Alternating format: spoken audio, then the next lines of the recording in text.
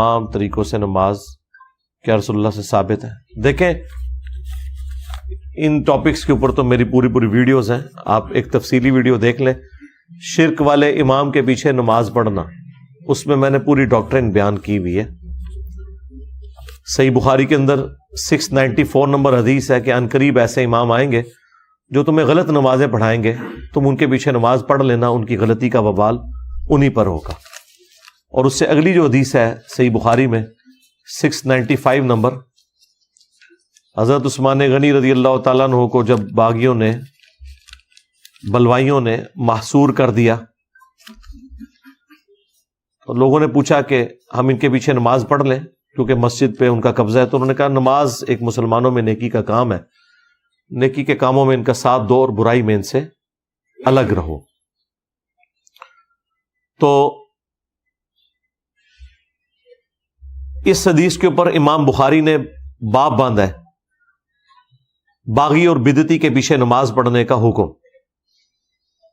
یعنی حضرت عثمان غنی رضی اللہ تعالیٰ عنہ سے یہ فتویٰ انہوں نے نقل کیا۔ اب یہ کہنا کہ وہ باغی تھے، بدعتی تھے، مشرک تو نہیں تھے، یہ تو بعد میں بات ہوگی۔ پہلے تو یہ ہے کہ آپ کو جو بتایا گیا کہ بدعتی کے پیچھے نماز نہیں ہوتی، اور بدعتی کا نہ اللہ تعالیٰ کو فرض قبول کرے گا نہ نفل قبول کرے گا، یہ حدیث تو تھی، تو یہ ساری باتیں حضرت عثمان کو تو پتہ تھی، پھر بھی انہوں نے کہا نماز ہو جاتی ہے۔ آپ کے نزدیک تو بدعتیوں کے پیچھے بھی نہیں ہوتی، آپ کی ڈاکٹرن تو گئی، ٹھیک ہے۔ اب رہ گیا جو کلمہ گو مشرک ہے، تو چونکہ کلمہ گو ہے، اہل قبلہ ہے، نبی الاسلام کو خاتم النبیین مانتا ہے، اگر تعویل کی کہیں غلطی لگی ہے تو بس اس کی اصلاح کی آپ کوشش کریں گے۔ اگر آپ اسے کافر ڈکلیئر کر دیں گے پھر آپ اسے کیا دعوت دیں گے؟ اس سے تو کوئی اینڈ رزلٹ نہیں نکلے گا، اور یوں آپ کرالریز بنانا شروع کر دیں تو اس کا تو اینڈ ہی کوئی نہیں ہے، سیدھی سی بات ہے۔ دیکھیں کل تک یہ لوگ کہتے تھے کہ شیعہ کافر ہے کیونکہ صحابہ کو گالیاں نکالتے ہیں، جب ہم نے بنو امیہ سے گالیاں ثابت کی ہیں اب انہوں نے اپنا فتوی واپس لے لیا، کہتے ہیں نہیں صحابہ کو گالی دینے سے اب کافر تو ہوتا ہی نہیں ہے، پہلے تو ہوندا سی۔ تہاڈی ہر گالی جعلی نکلی، کوئی گل بھی تہاڈے بابے دی صحیح نہیں نکلی، سارے فتوے 2 نمبر نکلے، کیونکہ وہ سروائیو ہی نہیں کر سکے نا، پڑھے لکھے بندے سے رابطہ پڑ گیا۔ پڑھے لکھے بندے سے جب آپ کا واسطہ پڑے گا تو آپ کے فتووں کے ساتھ یہی کچھ ہوگا۔ وہ اپنے اپنے زمانے میں لوگ اپنے اپنے ایک اسکول آف تھاٹ میں تھے، اپنے اپنے رنگ کے اندر تھے، اپنے اپنے کرو فر کے اندر تھے، اس زمانے میں بس فتوے دے دیے۔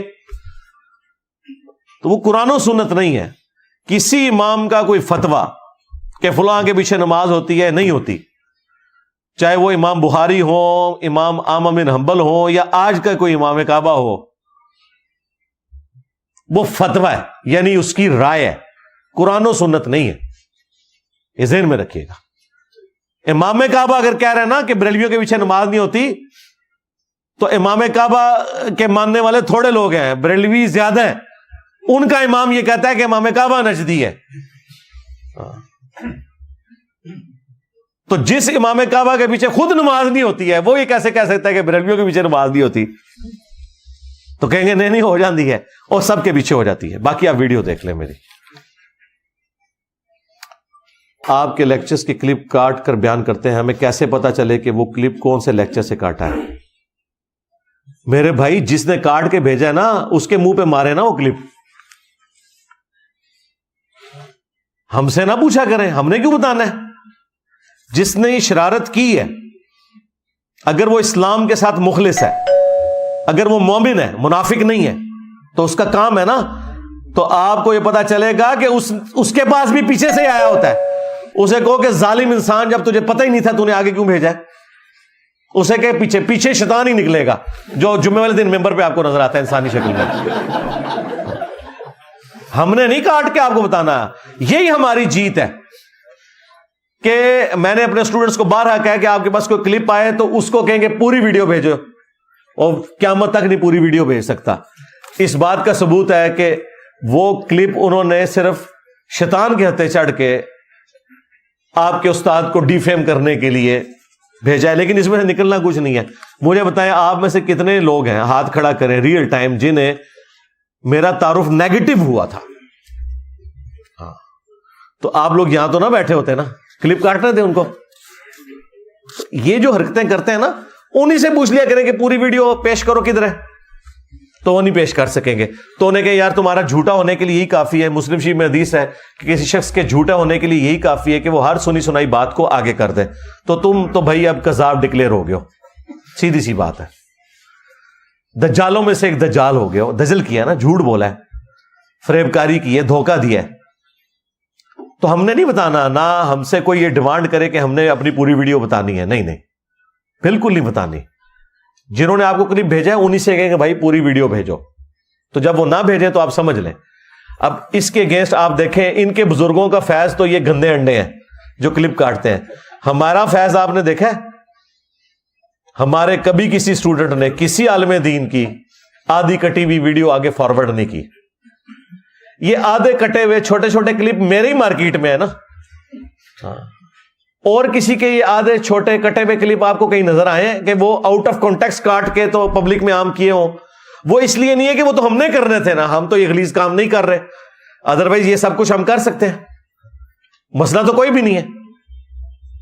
ایون میں آپ کو بتاؤں، میرے تک اگر کسی کا آؤٹ آف کانٹیکسٹ کو کلپ پہنچے بھی نا تھوڑا بہت کاٹ کے، تو میں نے کبھی اس کے اوپر اس طریقے سے چڑھائی نہیں کی ہے کہ یہ غلط کہہ رہا ہے. مجھے پتا ہوتا ہے کہ یہ بات اس طرح نہیں ہوئی، ایسے ہوئی ہے. اگلے دن مجھے کسی نے طارق مسعود صاحب کا ایک کلپ دکھایا. اب مجھے تو پتا چل گیا تھا کہ یہ بات کیا کر رہے ہیں. میں نے کہا یار یہ کاٹا ہوا ہے. اس کی وجہ یہ ہے، اگرچہ میں نے پوری ویڈیو نہیں دیکھی ہوئی لیکن مجھے پتا ہے یہ بات کس سینس میں ہو رہی ہے. اور پھر اس کے کچھ دنوں کے بعد ہی نا میرے سامنے وہ ویڈیو پوری بھی آ گئی، تو میں نے وہی نکلی جو میں سمجھ رہا تھا کہ یہ بات ہوئی ہوگی. حالانکہ مجھے وہ کسی نے دکھایا کہ جی ایک ویڈیو ریکارڈ کرا ہوا ہے، دیکھو مفتی نے کیا کہتا ہے. جی میرا دماغ خراب ہے. اس لیے بڑی احتیاط کیا کریں. باقی جو آپ کو بھیجتے ہیں آپ انہی سے پوری ویڈیو مانگا کریں. اور یہ تو بڑا اچھا موقع ہے کہ آپ کو کٹا ہوا کلپ بھیجیں، آپ انہیں کہیں گے جی پوری ویڈیو بھیجو، تو آپ کو پتا چل جائے گا کہ ان کے پاس بھی نہیں ہے. تو اس سے کہیں کہ بھائی جب تمہارے پاس بھی نہیں تھا تو تم نے کیوں ہی ایزیوم کر لیا. اپنے بزرگوں کی تو گالیوں کی بھی تعویل کرتے ہو. اور ہمارے چھوٹے کلپ کو اگر کوئی اسٹوڈنٹ کہتا ہے کہ بھائی آؤٹ آف کانٹیکسٹ ہے، اس کا ایک پورا سیاق و سباق بیان ہوا ہے، تو وہ تعویل ماننے کے لیے تیار نہیں ہوتے ہو. اپنی تو گالیوں کو بھی تعویل کرنے کے لیے تیار ہو جاتے ہیں. یہ میں آپ کو فرق بتا رہا ہوں. اور بار بار ہم نے کوئی کلیریفیکیشن نہیں دینی، اس سے تو پھر ایک سلسلہ چلتا رہتا ہے. وہ آلریڈی ویڈیوز میں ریکارڈ ہے. اس طرح کے کلپ آپ قرآن سے بھی کاٹنا شروع کر رہے ہیں تو آپ حیران ہو جائیں گے قرآن کے اندر کیا کچھ لکھا ہوا ہے، لیکن وہ پورے کانٹیکسٹ کے ساتھ بات ہوئی ہے. اس کانٹیکسٹ میں اس بات کو سمجھیں تو بالکل ٹھیک ہے، الگ کر کے دیکھیں تو آپ کو وہ انتہائی عجیب و غریب بات لگے گی کہ یار یہ کون سا مزاج ہے، یہ سمجھانے کا کون سا انداز ہے. تو آؤٹ آف کانٹیکسٹ قرآن پاک سے بھی لوگوں نے چیزیں کاٹی ہیں. کیا غیر مسلموں نے قرآن پاک کی آیات آؤٹ آف کانٹیکسٹ کاٹ کے اسلام کو بدنام نہیں کیا؟ آج تک کتابیں لکھ رہے ہیں یہ قرآن میں یہ لکھا ہوا ہے، قرآن میں یہ لکھا ہوا ہے. وہ جب آپ قرآن پڑھتے ہیں تو قرآن میں ویسا نہیں لکھا ہوا، وہ کچھ اور لکھا ہوا ہوتا ہے. تو اگر قرآن کے ساتھ یہ ہو رہا ہے، احادیث کے ساتھ یہ ہو رہا ہے، تو میں تو شاہی کوئی نہیں. پھر تو اس میں طریقہ یہ ہے کہ آپ پوری بات ان سے منگوایا کریں. بخاری مسلم میں لکھا ہے کہ حضرت عمر نے ایک صحابی کو منافق کہہ دیا. اب اتنی بات اگر کرتا ہوں، ایک بدری صحابی کو کہا یا رسول اللہ اجازت ہے میں اس کا گلا کاٹ دوں منافق کا، اور اس کے بعد میں کہوں کہ حضرت عمر جو ہے وہ بدری صحابہ کو منافق کہا کرتے تھے. تکفیری سوچ تھی حضرت عمر کی، خارجیانہ سوچ تھی. نعوذ باللہ اس قسم کی اگر میں بات کرنا شروع کر دوں تو زیادتی والی بات ہے. وہ پوری بات ہوئی ہے. ابن ابی بلتہ نے نبی علیہ السلام کا راز لیک کیا اور وہ اللہ تعالیٰ نے وحی کے ذریعے بتایا. نبی علیہ السلام نے مولا علی کو بھیجا، اس عورت کے جوڑے سے وہ خط ریٹریو کیا. تو ظاہر نبی کے ساتھ غداری کرنے والا منافق ہی ہو سکتا ہے. لیکن نبی علیہ السلام نے کہا کہ یہ بدری ہے، دنیا کی محبت میں مغلوب ہو کے اس سے ہوا ہے، یہ منافق نہیں تھا، دنیا کی محبت کی وجہ سے پسیج گیا. اب نبی تو یہ فیصلہ کر سکتے تھے، ظاہر ہے کہ ان کو تو وہی کی تائید حاصل تھی. حضرت عمر نے بالکل صحیح رزلٹ نکالا ہے کہ جو نبی کے ساتھ غداری کرے وہ واجب القتل اور منافق ہے. لیکن نبی علیہ السلام نے کہا کہ مجھے وحی کے ذریعے اللہ نے بتایا یہ دنیا سے مغلوب ہو گئے، اس نے کیا ہے، اسلام کے ساتھ یہ مخلص ہے. اسی لیے بخاری میں حدیث ہے حضرت عمر کہتے ہیں جب تک رسول اللہ ہم میں موجود تھے نا، ہم لوگوں کے دلوں کے اوپر بھی فیصلہ کرتے تھے، کیونکہ اللہ وحی کے ذریعے بتاتا تھا. اب آسمان کا زمین سے رشتہ منقطع ہو گیا، اب جو ظاہر میں ہوگا نا اسی کے اوپر فتویٰ لگے گا. وہ یہ نہیں کہہ سکتا کہ میرے اندر یہ تھا جو اس نے غدار، یعنی یہ ابن ابی بلتا نے اگر حضرت عمر کے دور میں یہ کیا ہوتا تو ان کی گردن اترنی تھی، چاہے وہ بدری تھا، اس نے نہیں تھا بچنا. کیونکہ کون بتاتا کہ یہ دنیا سے مغلوب ہوا ہے یا اس نے مسلمانوں کے ساتھ غداری کی ہے؟ سامنے تو غداری نظر آ رہی ہے نا.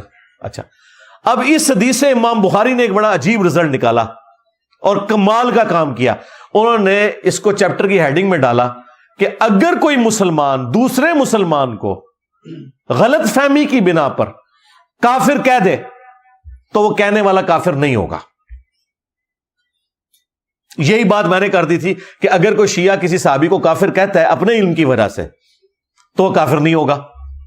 انہوں نے کہا دیکھو جی اس نے تو کہہ دیا صحابہ کو جو کافر کہے گا کافر نہیں ہوگا. اور امام بخاری نے کہا ہوا ہے، تمہارے بزرگوں نے بخاری بھی نہیں پڑھی ہوئی تھی، امام بخاری نے چیپٹر کی ہیڈنگ میں لکھا ہوا ہے کہ اگر کوئی صحابی دوسرے صحابی کو کافر کہہ دے تعویل کی غلطی کی وجہ سے تو کفر نہیں لوٹے گا. حالانکہ حدیث ہے کہ جس نے کسی مسلمان کو کافر کہا وہ کافر ہو جائے گا. تو دیوبند نے انڈیا سے میرے خلاف فتویٰ نکالا، ان جاہلوں نے بخاری بھی نہیں پڑھی ہوئی، فضائل مار پارٹی. تو پھر ٹھیک ہے مٹی پلید کروا لی نا مجھ سے، میں نے بخاری سے وہ نکال دیا، ہاں لگاؤ اب امام بخاری پہ فتویٰ. پیورلی علمی باتیں تھی، میں پبلک میں لے کے آیا. اب ان کے لیے تو تکلیف ہوگی کیونکہ ان بچاروں کا علم سے کوئی لینا دینا ہی نہیں ہے، بزرگ بابوں کے ماننے والے لوگ، ان کا قرآن و سننے سے کیا لینا دینا. تو وہ ساری کی ساری باتیں وہ کانٹیکسٹ کے ساتھ ہوتی ہیں. ہاں میں حضرت ابوبکر عمر عثمان رضی اللہ عنہم اجمعین وعلیہم السلام اجمعین کو صحابی مانتا ہوں. میں اگر انہیں کافر کہتا ہوں تو میں کافر ہو گیا کیونکہ میں انہیں مسلمان سمجھتا ہوں. اور جو تعویل کی بنا پر یا غلط روایتوں کے انڈر آ کے ڈسیو ہو گیا، اور یار لوگ توحید میں گمراہ ہو گئے ہیں. صحابہ کی عظمت تو بہت نیچے کی بات ہے، لوگ توحید میں گمراہ ہو گئے ہیں. ایاک نعبد و ایاک نستعین پڑھ کے بھی بابوں سے قبروں والوں سے مانگتے ہیں، نہیں مانگتے تو ہم ان کی اصلاح ہی کرتے ہیں نا. صحابہ کی گستاخی بڑی چیز ہے یا اللہ کی گستاخی یا رسول اللہ کی گستاخی؟ اللہ رسول کی گستاخی بڑی چیز ہے نا. لیکن ہم سمجھاتے ہیں نا لوگوں کو، بتاتے ہیں کہ بھئی یہ چیز یوں نہیں یوں ہے. میں نے کبھی ان چیزوں کے اوپر جو کفریہ عقائد ہیں ان کے اوپر کبھی بھی میں نے کسی فرقے کو کافر نہیں کہا، میں اس عقیدے کو کفریہ بتاتا ہوں کہ یہ عقیدہ کفری ہے. باقی جسے تعویل کی غلطی لگی ہے اس کی ہم نے اصلاح کی کوشش